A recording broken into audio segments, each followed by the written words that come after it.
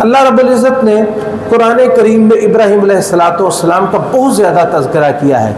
حضرت موسیٰ علیہ السلام کے بعد سب سے زیادہ تذکرہ قرآن کریم میں وہ ابراہیم علیہ السلام کا ہے، اور جہاں بھی اللہ رب العزت نے تذکرہ کیا بڑی تفصیل کے ساتھ تذکرہ کیا کہ سب سے پہلے ہم ان کا جب تذکرہ شروع کریں گے تو سب سے پہلے ان کی دعوت توحید کا ذکر کریں گے کہ انہوں نے کس طرح مرحلہ وار اپنی قوم کو دعوت دی، اور اس دعوت کی ابتدا انہوں نے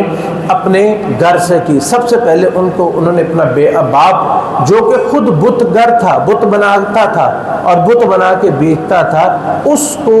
سب سے پہلے انہوں نے دعوت دی۔ اس کا تذکرہ اللہ رب العزت نے سورہ مریم میں ذکر فرمایا۔ اعوذ باللہ من الشیطان الرجیم واذکر فی الکتاب ابراہیم انہ کان صدیقا نبیا۔ اے پیغمبر اپنی کتاب اللہ کی اس کتاب میں ابراہیم کا ذکر کیجیے علیہ السلام، وہ صدیق سچے تھے اور نبی تھے۔ کانا صدیق نبی، سچے تھے، بڑے اور اللہ کے نبی تھے۔ اذ قال لأبیہ یا ابتی لم تعبد ما لا يسمع ولا يبصر ولا یغنی عنک شیئا۔ انہوں نے اپنے باپ سے کہا یا ابتی، یہ دیکھیں ان کا انداز، یہ تمام گفتگو جو کریں گے 3-4 باتیں ہیں، اس کی ہر جملے کی ابتدا یا ابتی سے ہوتی ہے، اے میرے ابا جی۔ یعنی یہ نہیں کہ چونکہ یہ مشرک ہے لہذا اس کا ادب احترام اب ختم ہو گیا، نہیں، بلکہ انہوں نے اپنے باپ کے ساتھ جو رشتہ تھا، اس رشتے کی جو اس رشتے کا جو تقاضا تھا اس کو ملحوظ خاطر رکھتے ہوئے، اور ویسے بھی اللہ تعالیٰ کا یہ حکم ہے کہ دعوت دینی ہے تو فقولا لہ قولا لینا، فرعون جیسے ظالم کے لیے کہا تھا تو اس کو بھی جا کے نرم بات کہنا، جو اتنے بچوں کا قاتل بھی تھا اور اپنے آپ کو رب کہتا تھا، تو اس کے بارے میں بھی اللہ نے فرمایا کہ اس کو نرم بات کو، یہ تو پھر ابا جی تھے۔ انہوں نے کہا یا ابتی لم تعبد ما لا یبصر ما لا یسمع ولا یبصر ولا یغنی عنک شیئا۔ اب دیکھیں یہ جو باتیں ابراہیم علیہ السلام نے 3 باتیں، اے ابا جی آپ کس کی عبادت کرتے ہیں؟ ما لا یسمع، جو نہ سنتا ہے، ولا یبصر، اور نہ دیکھتا ہے، ولا یغنی عنک شیئا، اور نہ آپ کے وہ کسی کام آ سکتا ہے۔ کہ آپ نے جو بت بنایا ہے اس کے کان آپ نے بنائے ہیں، لیکن یہ کان صرف باہر ہے، اندر کان کو سننے کا جو سننے کی صلاحیت ہوتی ہے جو ہر انسان کے اندر اور ہر زندہ جاندار کے اندر موجود ہے، ابا جی وہ تو اس کے اندر موجود ہی نہیں ہے، یہ سنتا ہی نہیں ہے۔ کان باہر سے بنائے، اندر سے تو کچھ بھی نہیں ہے۔ ولا یبصر، آپ نے اس کی آنکھیں تو بنا دی ہیں، لیکن کیا ان کی آنکھوں کے اندر بصارت ہے، یہ دیکھ سکتے ہیں؟ ولا یغنی عنک شیئا، ابا جی آپ کے کسی کام نہیں آ سکتے، آپ نے انہیں خود گڑا ہے، خود تراشا ہے، یہ آپ کے کسی کام آ سکتے ہیں۔ یا ابتی انی قد جاءنی من العلم ما لم یأتک فاتبعنی اہدک صراطا سویا۔ اے ابا جی، پھر اسی طرح گفتگو، اے ابا جی میرے پاس اللہ کی طرف سے ایک ایسا علم آیا ہے جو آپ کے پاس نہیں آیا۔ اچھا، ان کو یہ کہنے کے لیے کہ وہ یہ نہ کہیں کہ جی تم ہمارے ہاتھوں میں پلے ہوئے ہو، تم کہاں سے ہمیں پڑھانے کے لیے آ گئے ہو، اس لیے انہوں نے کہا کہ ابا جی یہ علم اللہ کی طرف سے آیا ہے، کہ میرے پاس وہ علم آیا ہے جو آپ کے پاس نہیں ہے۔ کوئی کہے نا، کوئی کہتا نا کہ تمہیں کیسے پتا جو اس کا ہمیں نہیں پتا، ساڑیاں عمریں لنگ گئی ہیں، ساڑھے چٹے آ گئے ہیں، تو سنو آ کے پڑھونا۔ تو اس لیے انہوں نے پہلے کہہ دیا کہ یا ابت انی قد جاءنی من العلم ما لم یأتک، میرے پاس وہ علم ہے جو آپ کے پاس نہیں آیا، فاتبعنی، تو ابا جی میری بات مان لیجیے، اہدک صراطا سویا، میں آپ کو سیدھے راستے کی طرف لے جاؤں گا۔ یہ نہیں کہ میری بات مانے اور میرے فرما بردار ہو جائے اور بس، نہیں، بلکہ میں آپ کو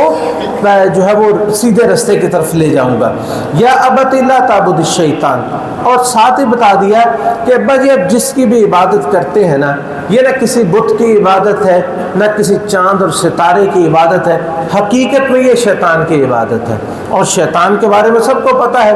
کہ کان للرحمن عصیا، وہ رحمان کا نافرمان ہے، انسان کا کھلا دشمن ہے۔ آپ اپنے دشمن کی عبادت کر رہے ہیں، یہ بات ان کو باور کروائی کہ کیا آپ اپنے دشمن کی عبادت کر رہے ہیں؟ یا ابت لا تعبد الشیطان، اے ابا جی شیطان کی عبادت نہ کیجئے۔ ان الشیطان کان للرحمن عصیا، اور شیطان تو ہمیشہ سے رب کا نافرمان رہا ہے، تو رب کی جو نافرمان ہے، آپ کا دشمن ہے، اس کی آپ پیروی کرتے ہیں۔ یا ابت انی اخاف ان یمسک عذاب من الرحمن، اے ابا جی، پھر وہی انداز تخاطب، میں نے کہا تھا ہر گفتگو کا ہر جملہ یا ابتی یا ابتی احترام کے ساتھ اور جو ہے وہ عزت کے ساتھ، یا ابتی انی اخاف ان یمسک عذاب من الرحمن، اے ابا جی مجھے ڈر لگتا ہے، میں آپ سے کچھ لینا نہیں چاہتا، کچھ مفاد نہیں ہے، لیکن میں آپ کا سوچتا ہوں، آپ کی آخرت کا سوچتا ہوں، مجھے یہ ڈر لگتا ہے۔ یہ دیکھیں، یہ ہوتی ہے ہمدردی۔ اصل میں اگر کسی کو ہمدردی اپنے والدین کے ساتھ ہے،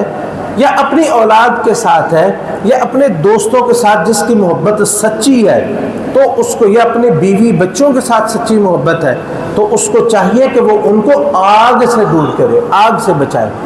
یہ کوئی محبت نہیں ہے کہ بچے سوئے ہوئے ہیں اور نماز کا وقت ہے تو ہم کہیں جی کہ ان کے نیند میں خلل نہ آئے، یہ ان کے ساتھ دشمنی ہے، یہ ان کے ساتھ دوستی نہیں ہے۔ دوستی کیا ہے؟ دوستی یہ ہے کہ یا ابتی انی اخاف ان یمسک عذاب من الرحمن، اے ابا جی میں ڈرتا ہوں کہ کہیں آپ کو رحمان کی طرف سے عذاب نہ آ جائے۔ اب دیکھیں کیسی خوبصورت گفتگو، ان یمسک عذاب من، کس کی طرف سے؟ رحمان، جو انتہا درجے کا رحم کرنے والا ہے۔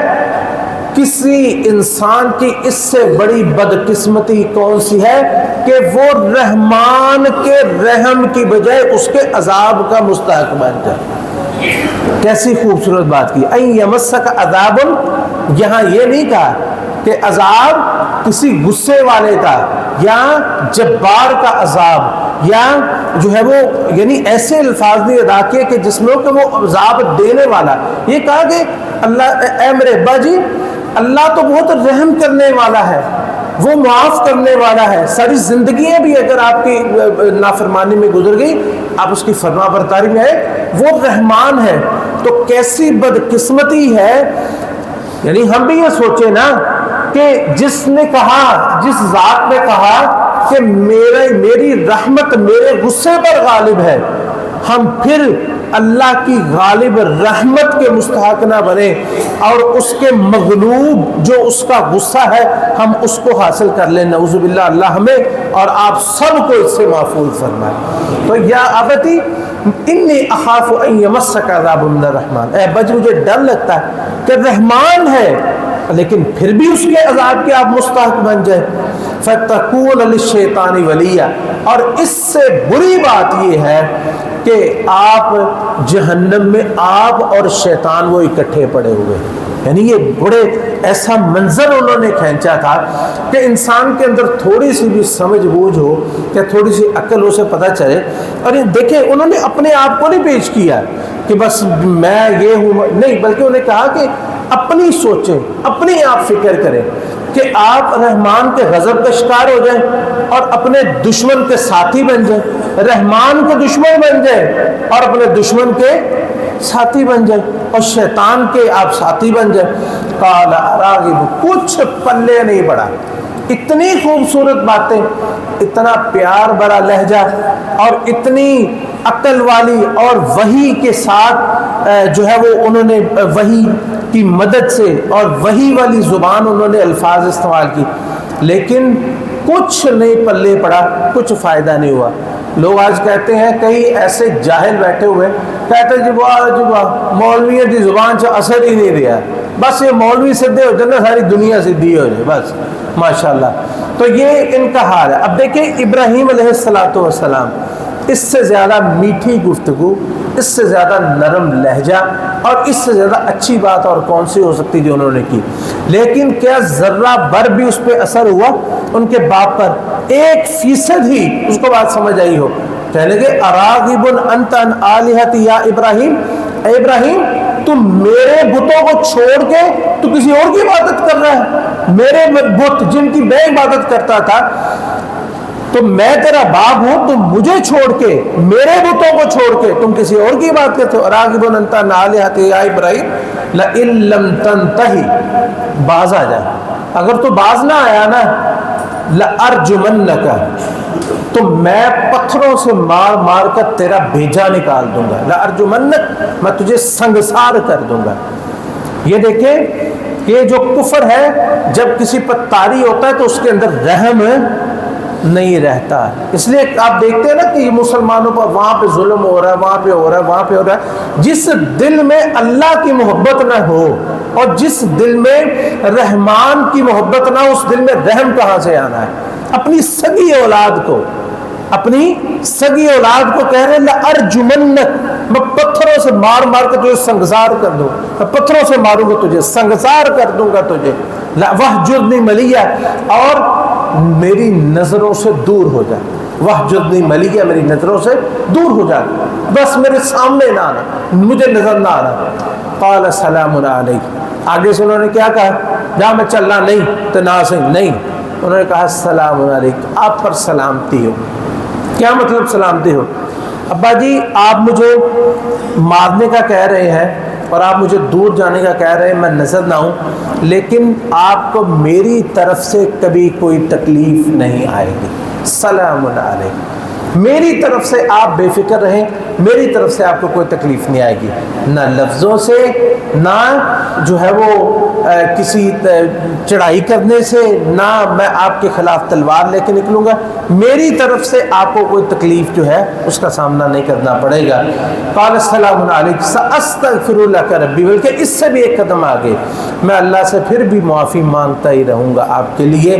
انہ کان بی حفیہ، وہ میرے ساتھ بڑی ہی شفقت کرنے والا ہے، وَأَعْتَزِلُكُمْ وَمَا تَدْعُونَ مِن دُونِ اللَّهِ، لیکن اس تمام محبت مروت کے باوجود توحید پہ 1% بھی کوئی کمپرومائز نہیں۔ وَأَعْتَزِلُكُمْ وَمَا تَدْعُونَ مِن دُونِ اللَّهِ، اور میں آپ کو جو چھوڑتا ہوں اور جن کی آپ عبادت کرتے ہیں اللہ کے سوا، ان سب سے میں جدا ہوتا ہوں۔ وَأَدْعُو رَبِّي، میں اللہ سے دعا کرتا ہوں اللہ آپ کو ہدایت دے، عَسَىٰ أَلَّا أَكُونَ بِدُعَاءِ رَبِّي شَقِيًّا، قریب ہے میں اپنے رب کی جو دعا ہے اس سے کبھی بھی میں اس سے مایوس نہیں ہوا، کبھی مجھے اس سے بدبختی کا سامنا نہیں کرنا پڑا۔ تو یہ انہوں نے پہلی دعوت جو ہے وہ اپنے ابا جی کو دی، جس کا نتیجہ، یعنی یہ ایک مجلس نہیں تھی، اللہ رب العزت نے ایک جگہ پہ ذکر فرمایا نا، یہ ایک مجلس نہیں تھی، کئی دفعہ دعوت دینے کے بعد بالآخر یہ نتیجہ نکلا کہ انہوں نے کہا اپنے باپ بچے کو کہ میرے گھر سے نکل جا، میری نظروں سے دور ہو جا، مجھے نظر نہ آنا، ورنہ آخری بات ہے یا تو نہیں یا میں نہیں، جسے کہتے ہیں نا کہ بس اب کوئی نہیں، میں تمہیں مار دوں گا، قتل کر دوں گا، پتھروں سے ماروں گا، بدترین موت سے تمہیں ہمکنار کر دوں گا، اب تو مجھے نظر آئے۔ جب ان کو پتا چلا کہ بس اب یہ آخری بات ہے تو پھر اپنے ابا جی سے ہٹ کر پھر وہ اپنی قوم کی طرف آ گئے، اور بہت ساری، یہ نہیں کہ قوم کو دعوت نہیں دیتے رہے، قوم کو بھی ساتھ ساتھ دعوت دیتے رہے، لیکن یہ باپ کو آخری دعوت اس طرح دے کے جو ہے وہ ان کا معاملہ پھر جو ختم ہو گیا۔ پھر اس کے بعد وہ اپنی قوم کی طرف آئے، اور ابا جی ان کا کیا حشر، جیسے کہ صحیح بخاری میں ہے، نبی علیہ السلام نے فرمایا روز قیامت جب ابراہیم علیہ السلام،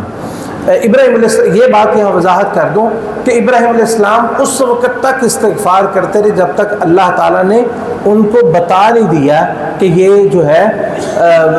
وہ یہ کافر ہی مرے اور یہ جہنم میں جائیں گے۔ تو اللہ نے قرآن مجید میں ذکر فرمایا کہ جب ان کو پتہ چل گیا کہ انہ عدو للہ تبرأ منہ، کہ وہ اللہ کا دشمن ایسی حالت میں اس دنیا سے چلا گیا ہے، تو پھر انہوں نے ان سے برات کا اظہار کر لیا تھا۔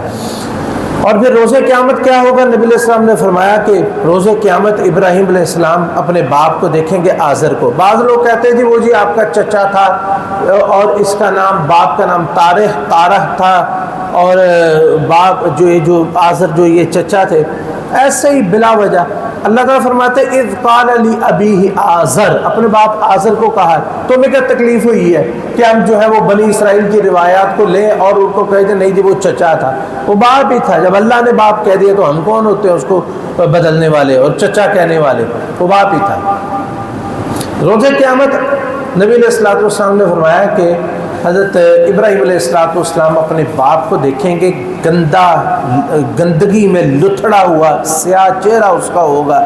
تو اس وقت ابراہیم علیہ السلام کہیں گے یا اللہ تو نے تو کہا تھا کہ میں نے تجھ سے دعا کی تھی کہ ولا تخزنی یوم یبعثون، کہ روز قیامت مجھے یہ اس طرح کے کچھ الفاظ کہ مجھے کہ روز قیامت رسوا نہ کرنا۔ اس سے بڑی رسوائی اور کون سی ہے کہ آج میں اپنے باپ کو جہنم میں دیکھوں۔ جنتی لوگ جہنمیوں کو دیکھیں گے نا تو، لیکن جو شرک میں مرا وہاں کسی کی سفارش مشرک کے بارے میں جو ہے وہ قابل قبول نہیں۔ تو اللہ تعالیٰ فرمائیں گے ابراہیم اپنے قدموں میں دیکھو، قدموں میں دیکھیں گے ایک بجو ہوگا جو گندگی میں لتھڑا ہوا ہوگا، گندگی میں لتھڑا ہوا ہوگا۔ وہ بجو کون تھا؟ وہ ابراہیم علیہ السلام کے باپ کو اللہ نے بجو کی شکل دی، اس سامنے ہی پکڑ کے اس کے ٹانگوں سے پکڑا جائے گا، اسے جہنم میں پھینک دیا جائے گا تاکہ کسی کو پتہ ہی نہ چلے کہ ابراہیم کا باپ ہے۔ ابراہیم علیہ السلام اس رسوائی سے بچ جائیں کہ تمہارا باپ جی جہنم میں ہے، ابراہیم علیہ السلام کو یہ فکر ہی نہ ہو۔ یہ اللہ تعالیٰ دل سے یہ محبتیں، یہ نفرتیں دنیا کی نکال دیں گے، پھر صرف ایمان کی محبت باقی رہ جائے گی، تو نہ وہ اپنے باپ کو دیکھیں گے اور نہ وہ غمزدہ ہوں گے، یہ اللہ کا وعدہ ہے۔